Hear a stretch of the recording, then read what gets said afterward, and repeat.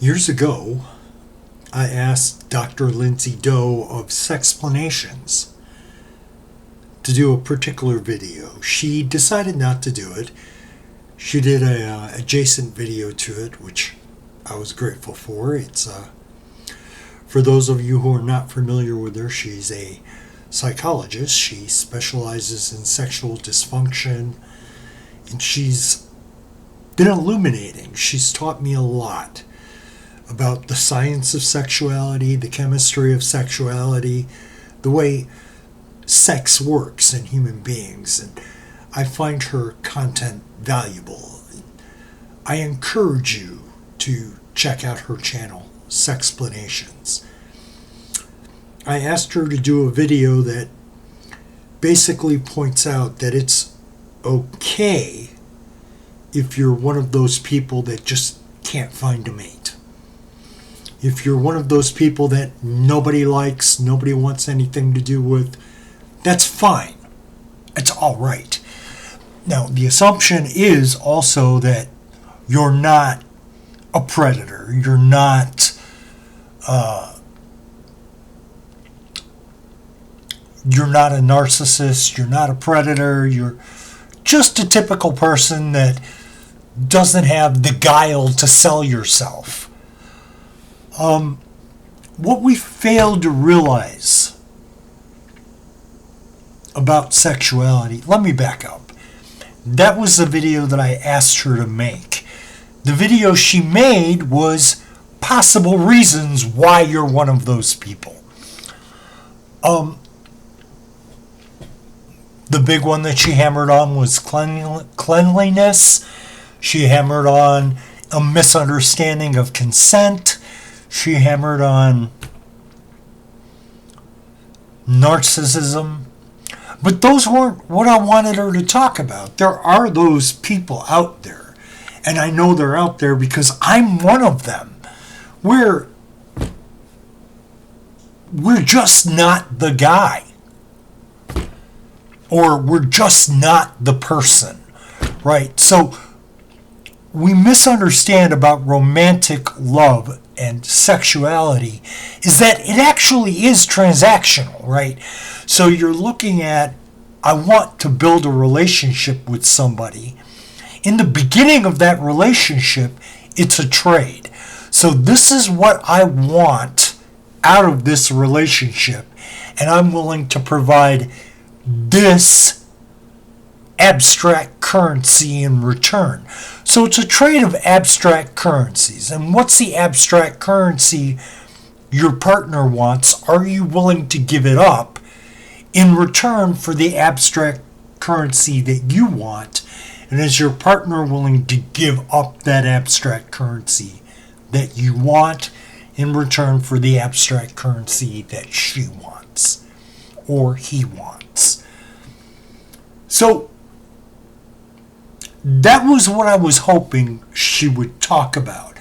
This idea of these abstract currencies and this trade, and at any given point of time, two people who want to get together decide that, no, the currency you're offering is not a currency I want, and the currency I'm willing to offer, or more accurately, the currency that you want, is not a currency I'm willing to offer.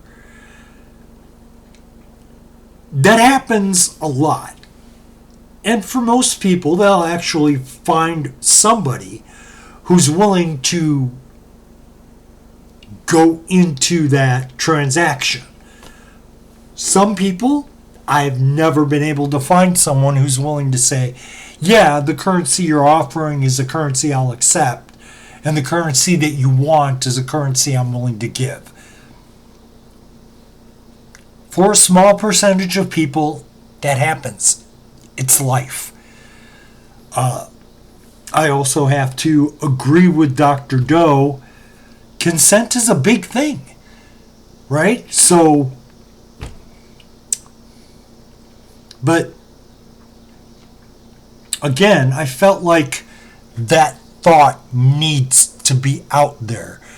We need to reform the way we look at romantic love, the way we look at sexuality, and decide that, hey, it's okay to be alone.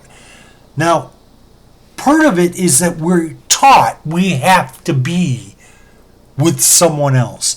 We have to be in these social structures.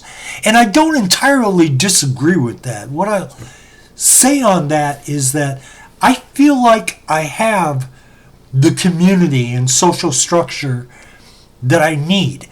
Now, understand, I'm not saying that that's going to be permanent. That changes, and realistically, if we really, really want to be technical and self-aware, we're going to admit that it changes every day. But as a rule, I don't feel lonely. I feel like the connections that I absolutely want to have, I have. I feel loved. My family, my nieces and nephews, my siblings, my cousins, I feel like they all respect me. I feel like, for the most part, we have an extremely healthy relationship. I idolize my brother idolizes me. I look at my sister and I think, oh my God, what an amazing human being. My mother is my hero. My dad, I've got normal father-son problems with my dad. Same with everybody else, especially if you're an adult child, you know what I'm talking about. So I have those connections that we tend to look for in sexual and or romantic relationships. We tend to forget that sex only requires one person.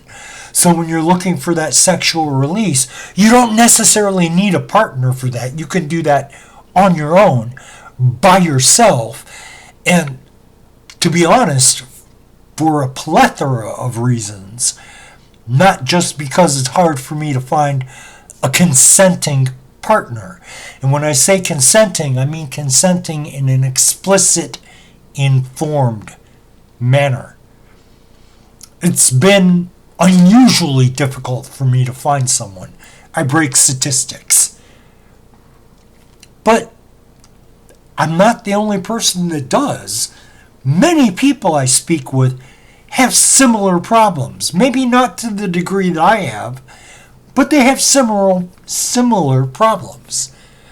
And I think it's important that we acknowledge that, look, this is the way it is. It's not good, it's not bad, it is. And if you can't feel comfortable in your own skin, if you can't enjoy your own company, the rest of it is junk. If you can't enjoy being by yourself, no one else is going to be able to fill that void for you, right? If you're not enough without it, you're never going to be enough with it. And I don't think enough of us understand that. And I really feel like that message should be out there. And at the same time, at the end of this, I'm going to plug Dr. Doe again. Her channel, Sexplanations, is a wonderful resource. It's taught me a lot, and I have no doubt that it can teach the rest of you a great deal too. Go ahead and check her out, subscribe to her channel, and who knows? Maybe you'll decide to look into something in a different way. Alright, that's it for this video.